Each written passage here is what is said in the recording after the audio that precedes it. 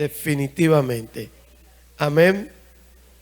Bueno, pues yo quiero seguir con lo que yo terminé o hablé el jueves.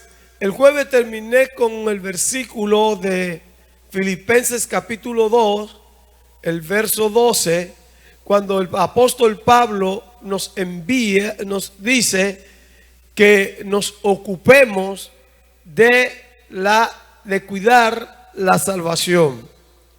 Ok, por tanto, amados míos, como siempre habéis obedecido, no como en mi presencia solamente, sino mucho más ahora en mi ausencia, ocupaos en vuestra salvación con temor y temblor.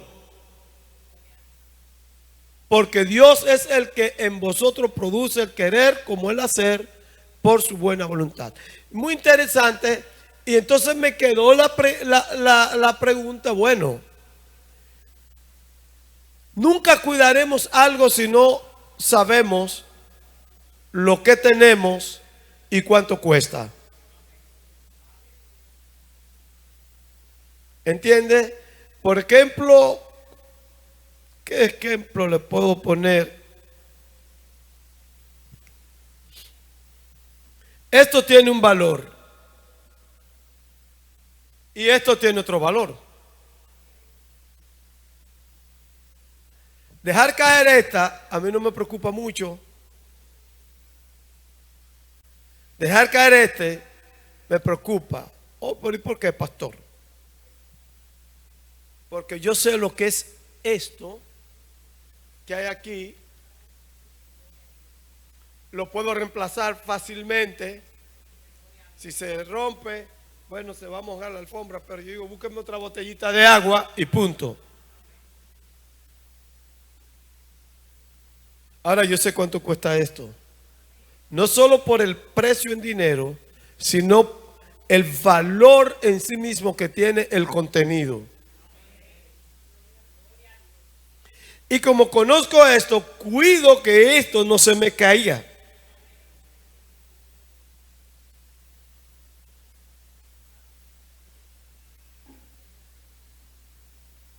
Usted tiene la botellita con agua y tiene un frasco de perfume, dígame, un Ferragamo o un, no sé, Christian Dior, el que sea. Pues me llegó ese a la mano. Y usted tropieza y pierde como, ¿cuál de los dos usted trata de evitar que se le caiga?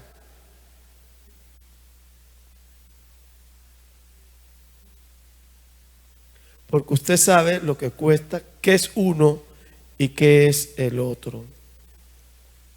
A veces cuando usted tiene que tomar decisiones que afectan su salvación,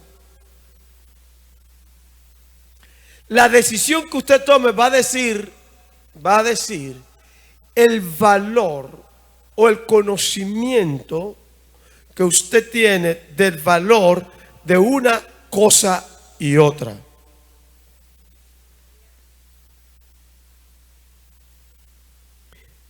¿Qué precio, qué costo tiene esto? ¿Qué valor tiene esto para mí? ¿Y qué valor entonces yo puedo decidir? Y mi decisión me va a decir la valoración que yo tengo de ambas cosas.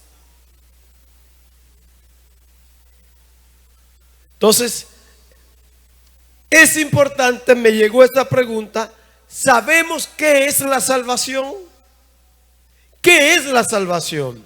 Y cuando usted habla de salvación, ¿de qué yo estoy hablando? Y esto lo voy a convertir en una miniserie, porque voy a hablar hoy de qué es la salvación. Quiero hablar cómo alcanzar, segunda pregunta, cómo alcanzar la salvación. Y tercera pregunta, cómo cuidarla y mantenerla. O sea, voy a trabajar tres preguntas. Obviamente no la voy a trabajar las tres en esta mañana porque el tiempo no me daría. Pero sí, dentro de los próximos, con este mensaje y los próximos mensajes que voy a predicar, voy a trabajar esas tres cosas. La salvación, ¿qué es? Número 2, ¿cómo accedo o alcanzo la salvación? Y número 3, ¿cómo cuidarla y mantenerla? Cuando nosotros le decimos a los amigos, ven a Jesucristo para que seas salvo, y se preguntan, ¿y salvo de qué? Porque cuando hablamos de salvo, se salvó, era porque estaba en un peligro inminente y algo o alguien hizo algo que produjera de que ese peligro que era inminente impactara sobre esa persona y le destruyera. Entonces, wow, me salvé por 5 centímetros, por 2 centímetros, me salvé por un pelito, como decimos los dominicanos. La palabra salvación quiero que la veamos en 2 idiomas importantes, que es el hebreo y es el griego. ¿Por qué el hebreo y el griego? Porque la Biblia fue escrita en estos idiomas. El Antiguo Testamento fue escrito en hebreo y parte en arameo, y el Nuevo Testamento fue escrito en griego. Amén.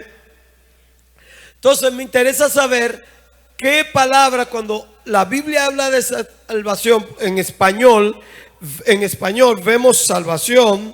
Entonces, ¿qué palabra se está usando realmente y qué significa esa palabra? La primera palabra que en griego, en hebreo vamos a ver 2 palabras. Una está relacionada a la otra porque una es una raíz primaria. Y la primera, que es la raíz primaria, es la palabra yacha. Yacha.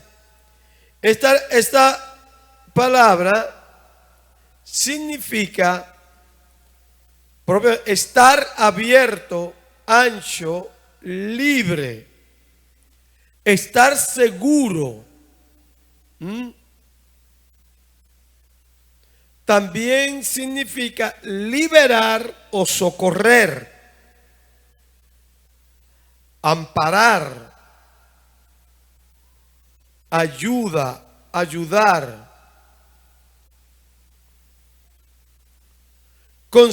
conservar, dar, defender, favorecer, guardador, guardar, libertador, librar, rescatar, salvación, salvador, salvar, socorro, vengar y victoria. De esta palabra yacha se desprende entonces la palabra Yeshua, que es la segunda palabra. Ahorita cantamos Yeshua, ¿verdad? Esta es una palabra, es un participio pasivo, pero no vamos a entrar mucho así en gramática. Que significa algo salvo, y de manera abstracta significa liberación. De aquí, auxilio, victoria, prosperidad. Una palabra que muchos aborrecen.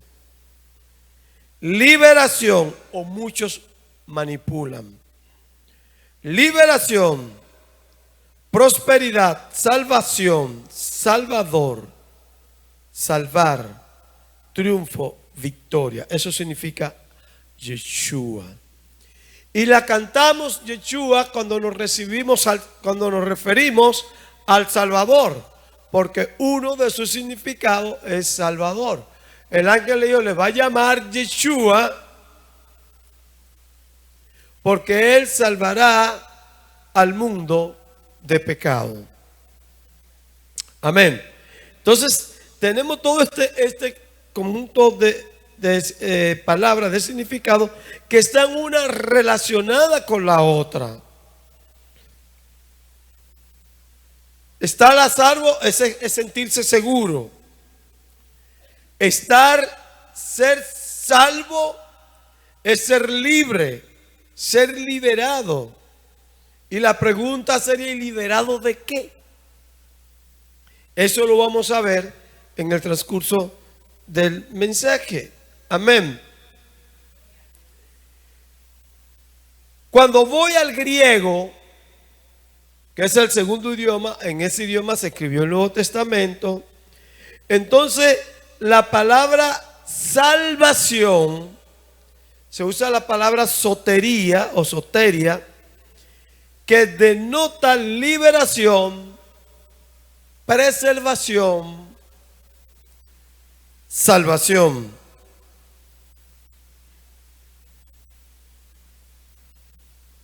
Y de manera abstracta, el rescate o seguridad. También salud, salvación, salvador, salvar, liberación. Entonces, cuando usted coge y unifica los significados, ustedes ven que en Yeshua significa prosperidad, significa salvar, triunfo, victoria, liberación. Vemos que es socorro. Cuando David decía, ¿de dónde viene mi socorro? ¿De dónde viene mi salvación? Rescatar. Y vemos aquí entonces, vemos también que entra el término salud, libertad, entra el término rescate, seguridad. Por eso decimos, Jesús nos rescató. Es lo mismo decir, Jesús nos salvó. Amén. Entonces, eso es salvación. En el Nuevo Testamento, esta palabra salvación se usa en el sentido de liberación material y temporal de peligros y aprehensión. O sea, cuando hablamos de salvar, es cuando somos liberados de un peligro o una aprehensión. Ya ahorita le puse el ejemplo, se salvó por un pelito. ¡Wow! ¡Qué dichoso! Se salvó. Amén. Entonces, cuando en el Nuevo Testamento toca el tema de la salvación, siempre va a ir en sentido de liberación, de material y temporal, de peligros y aprehensiones.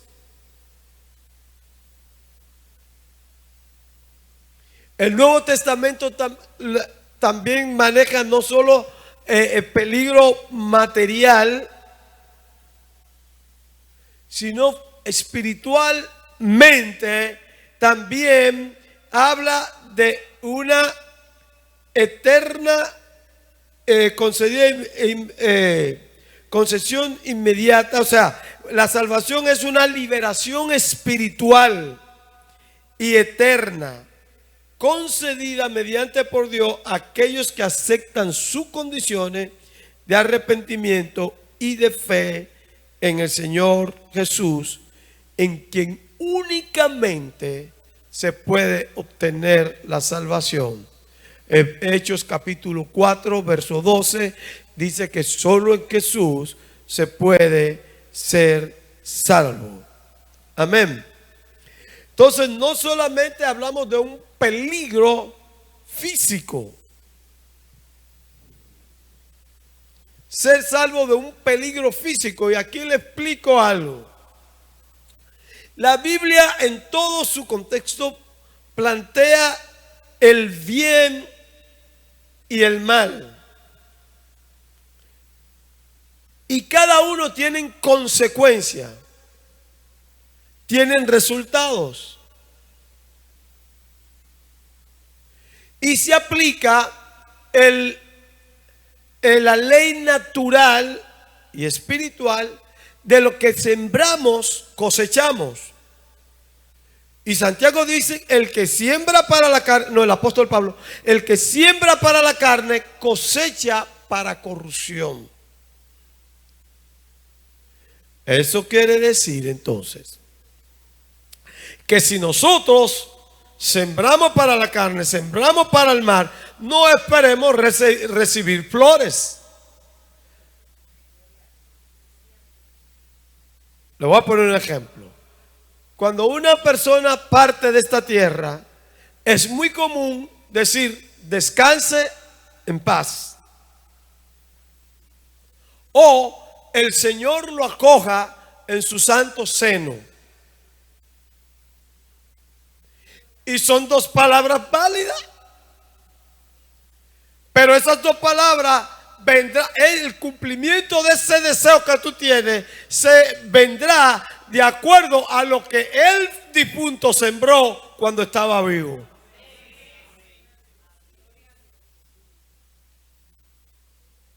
Si sembró para Cristo, si sembró para bien, si sembró, vamos a decirlo en este término llano así para que ustedes me entiendan. Después le voy a hacer a ir más profundo en lo espiritual. Pero si sembró para bien,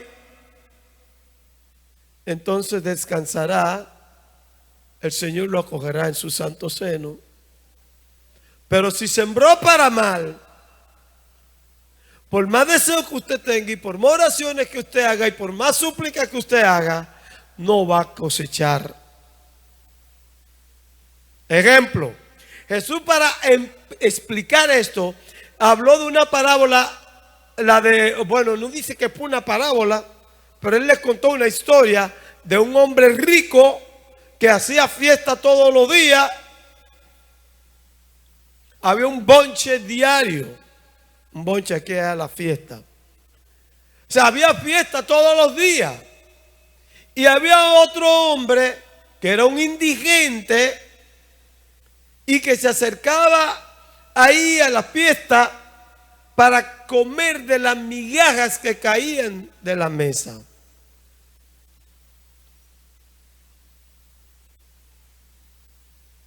Imagínese usted una fiesta con todo este glamour y un indigente maloliento. ¿Cuál era la reacción? ¡Sáquenlo! Y lo sacaba. Un día ese indigente murió. Lázaro murió. Y dice que Lázaro fue. Ok, no, déjame decírselo como Jesús la contó. Vinieron ángeles y se llevaron a Lázaro. Un día murió el rico, porque todos, a menos que Cristo aparezca hoy, si Cristo no viene hoy, lo más seguro que usted tiene es que mientras Él no venga, un día usted pueda hacer que parta. Todos. Murió el rico también.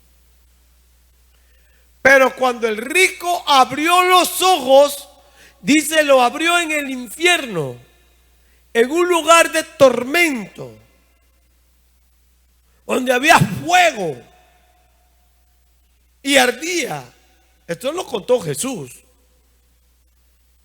Estos muchachos no son fáciles. Y en el Hades alzó sus ojos, estando en tormentos, y vio de lejos a Abraham y a Lázaro en su. Sigue. Entonces dando voces dijo, Padre Abraham, ten misericordia de mí y envía a Lázaro para que moje la punta de su dedo en agua y refresque mi lengua, porque estoy atormentado en esta llama. Aquí, ¿qué es lo que pasó? Dos estilos de vida diferentes. No quiere decir que los pobres, porque hay muchos pobres indigentes que se van para el infierno también, porque mantuvieron su vida rechazando a Cristo, Aquí no nos salvamos porque yo le dé 10 pesos a un indigente. Aquí nos salvamos porque ya leímos Hechos 4:12 que dice que en ningún otro hay salvación sino en Cristo Jesús. Ahora Cristo está hablando aquí de esa siembra y de esa cosecha. Dos estilos de vida diferentes. Un estilo de vida que no tenía en cuenta a Dios y un estilo de vida que sí.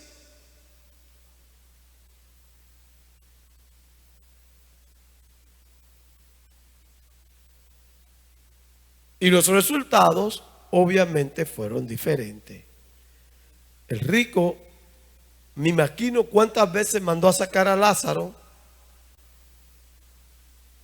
porque había un problema con Lázaro, que los perros andaban detrás de él. Ahora lo mandó a sacar.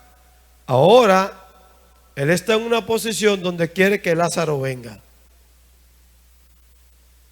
Entonces, esto no es tan sencillo de que por yo desear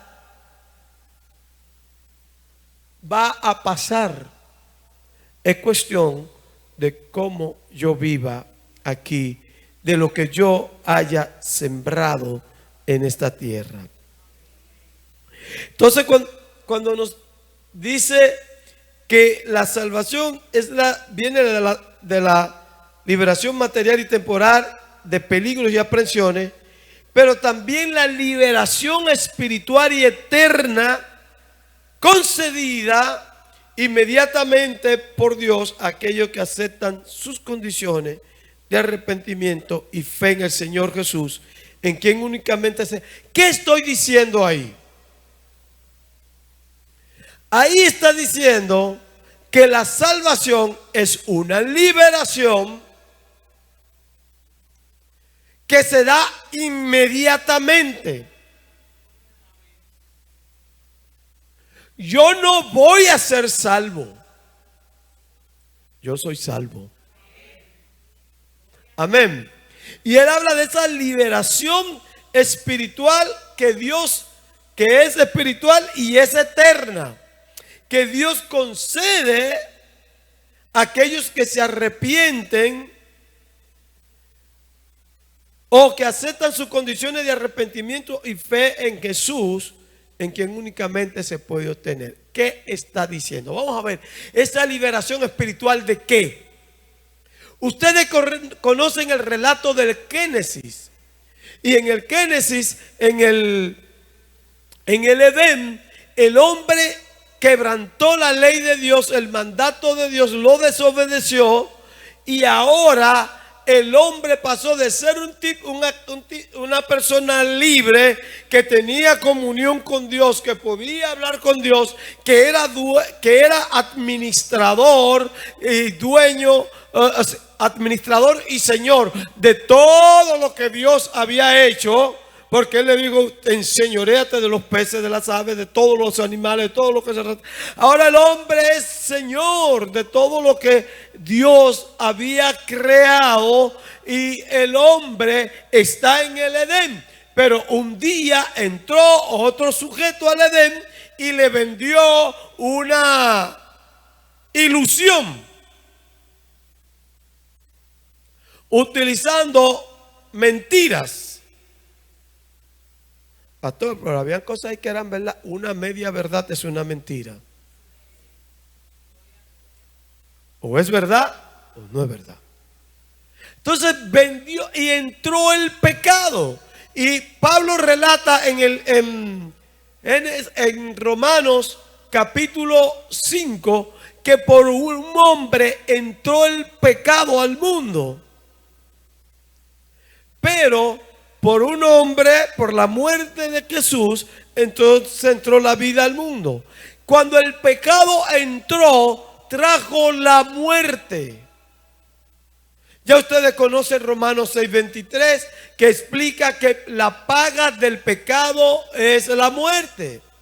Entonces ahora ese hombre que tenía libertad, que tenía un libre albedrío, ese libre albedrío, el pecado tomó posición de él. Y ahora el hombre, como decía Pablo, el bien que quiero no puedo hacer.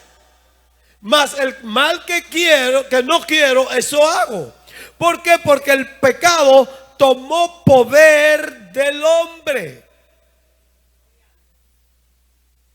Y nos preguntan, ¿cómo es posible que haga? Y es que no piensa, y es que no tiene dedo. No, es que hay una condición natural en ti, una condición pecaminosa en ti que te lleva a cometer esas cosas. Entonces, cuando habla de una liberación espiritual aquí, no está hablando de que tú estabas encerrado en 4 barrotes y alguien te rompió el candado, rompió la cerradura y tú puedes salir. Estábamos encerrados en el pecado, no teníamos otra. Dice en Génesis capítulo 6 que todos los designios del hombre, sus pensamientos del hombre, era el mal.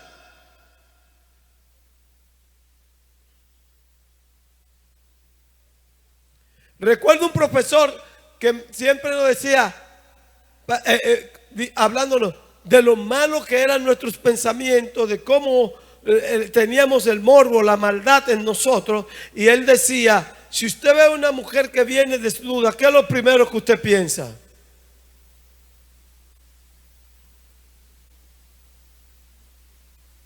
Bueno, quizás muchos pensarán, esa mujer necesita ayuda, déjame quitarme la camisa y cubrirla. Otros pensarán que no, que es una loca que está por ahí. ¿Y cuántas cosas pensarán? Pero puede ser una mujer que un bandido la atracó y le quitó la ropa y ella anda huyendo. Pero no pensamos eso. ¿Y por qué? Porque hay una condición en el hombre que nos lleva hacia el mal.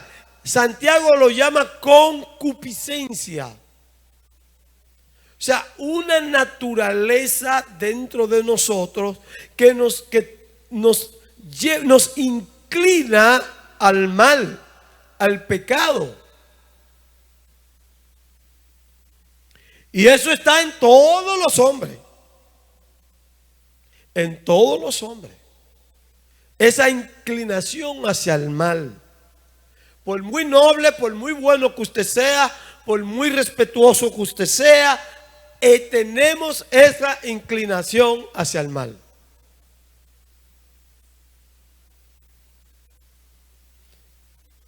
Está ahí. Muchas veces puede estar dormida. Y nuestra lucha, por eso cuando Pablo dice, mi lucha no es una lucha física, es una lucha espiritual. Entonces, Cristo, con su muerte en la cruz del Calvario, nos vino a quitar el poder, a quitar ese poder del pecado sobre nosotros y ahora pasar a Jesús a ser nuestro Señor, y entonces somos libres del poder del pecado. Y aunque continuamente vivimos luchando con esa naturaleza, pero fíjese la diferencia de un hombre libre libre del poder del pecado, un hombre que ha aceptado a Jesús. Voy a poner un ejemplo muy drástico. Por ejemplo, ese hombre que le es infiel a su esposa, o esa mujer que le es infiel a su esposo. Si es una persona cristiana, una persona que Jesús lo limpió con su sangre y cae en ese pecado, eso produce dolor en su vida.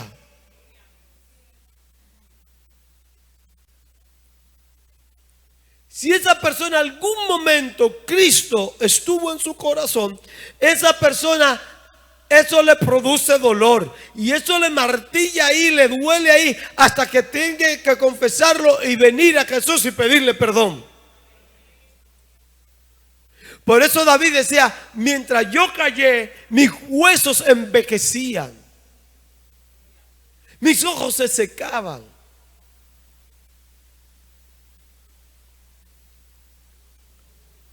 Porque ya usted es libre del pecado. Y a usted le duele caer en ese pecado de lo cual usted fue libre. Yo salí de ahí, ¿por qué caí aquí otra vez? Ahora, el que no ha recibido la liberación por parte de Jesús, el que no ha sido salvo, cuando va y le es infiel a su familia, a su esposa o a su esposo, en el caso, eso no le preocupa. Es más, está pendiente a ver si hay otra oportunidad. ¿Están entendiendo? Entonces ahí está la diferencia. Uno huye del pecado, uno sale corriendo del pecado, pero el otro, eso es una condición normal. Y usted lo ve que se juntan y conversan, y sus conversaciones son tan normales, ¿no? Porque y logré, y hablan de eso como hazaña, como algo muy...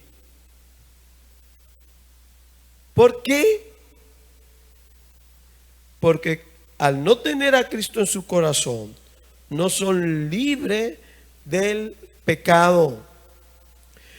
Dios nos ha libertado del poder del pecado, para que no sirvamos más al pecado. Por eso era que Pablo decía que él estaba juntamente crucificado con Cristo. Por eso Pablo dice, tengo que ocuparme. Por eso David decía, guardo en mi corazón tu palabra para no pecar contra ti. Amén.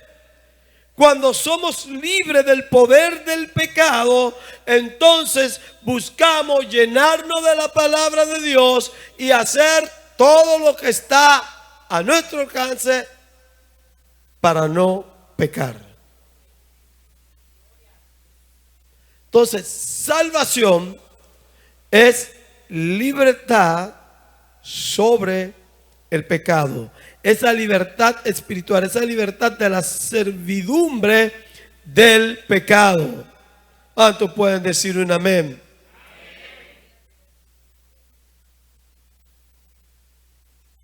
Pero no solo se queda ahí la salvación.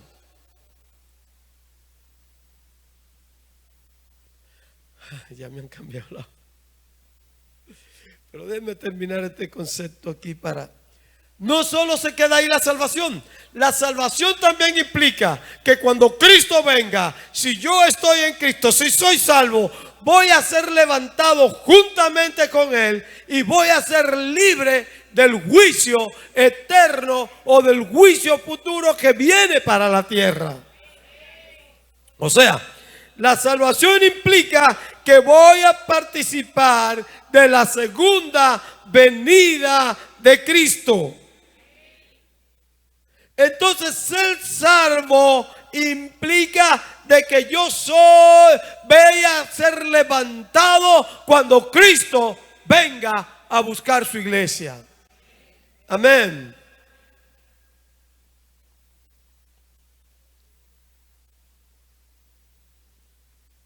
Voy a ser libre del juicio eterno por la salvación en Cristo Jesús. Entonces, cuando estamos hablando de salvación, estamos hablando de todo eso. Hay un peligro inminente al hombre. El hombre se está autodestruyendo y está caminando un camino de destrucción, por una senda que lo lleva a la destrucción. Y entonces eso es un peligro inminente. Es como que yo vaya a rumbo al precipicio y de repente alguien pone un bloqueo para que yo no pueda pasar de ahí y no caiga al precipicio. Sí, eso significa salvación.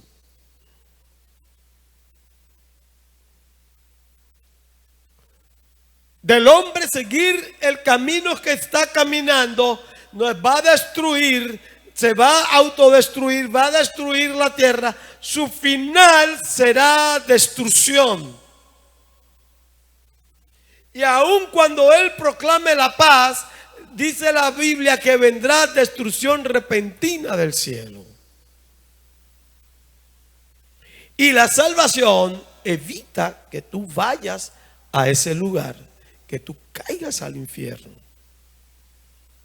La destrucción significa, la salvación significa que cuando tú físicamente dejes de estar sobre esta tierra, estés seguro de que va a estar en los brazos del Señor y que realmente vas a descansar en paz. Amén. Lo segundo significa liberación espiritual. Ya se lo expliqué. Número 3, liberación de la servidumbre del pecado. Ya yo no sirvo más al pecado. Y número 4, aguardo con esperanza, con fe, el día de su venida. Porque cuando ocurra su venida, yo voy a ser levantado y voy a ser librado de los juicios que vendrán sobre la tierra. Amén. Esto es salvación.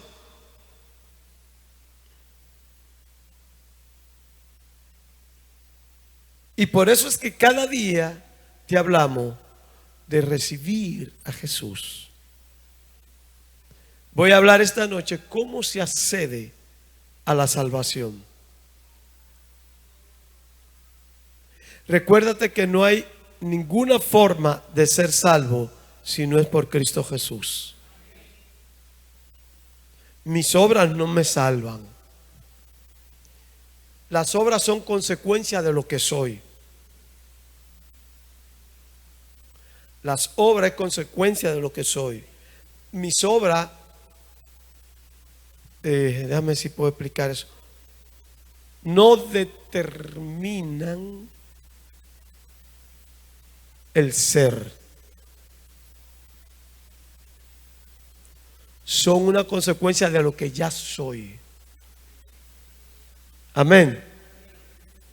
Si soy salvo, entonces deben de acompañarme buenas obras, obra de justicia, obra de misericordia. Amén. Entonces, el fruto del Espíritu. Si no soy salvo, entonces me acompañan las obras de la carne: enojo, hechicería, celo, ira, contienda, envidia, fornicación, adulterio. Todas esas cosas están diciendo que yo no soy salvo. Porque los que son salvos no hacen esas cosas, no practican, no viven en esas cosas. Amén. Así que cada vez que te decimos, ¿quieres ser salvo? Estamos diciendo, número 1, ¿quieres ser libre del infierno? ¿Quieres ser libre del poder del pecado?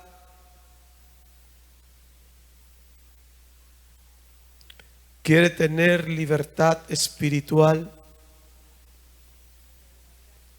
¿Quiere que cuando Cristo venga a la tierra por su iglesia, ser levantado? Eso te estamos hablando.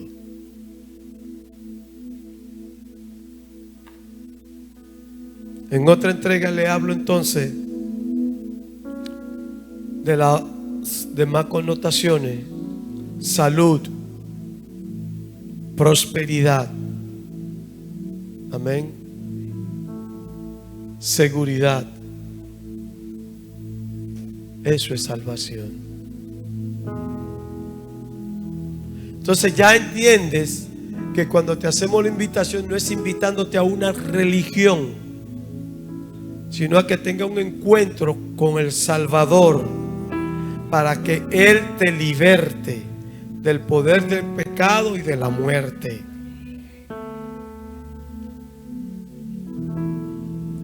Oremos. Padre, en esta hora Te doy gracias por estas palabras que has puesto en mi corazón. Y pido que tu Santo Espíritu hable a la mente de nuestros amigos, de nuestros invitados,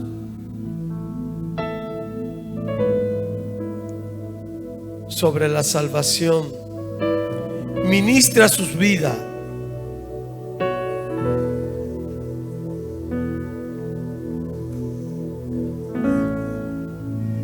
Y que ellos también puedan ser salvos. Hijos, amigos, todo hombre, todo ser humano necesita ser salvo.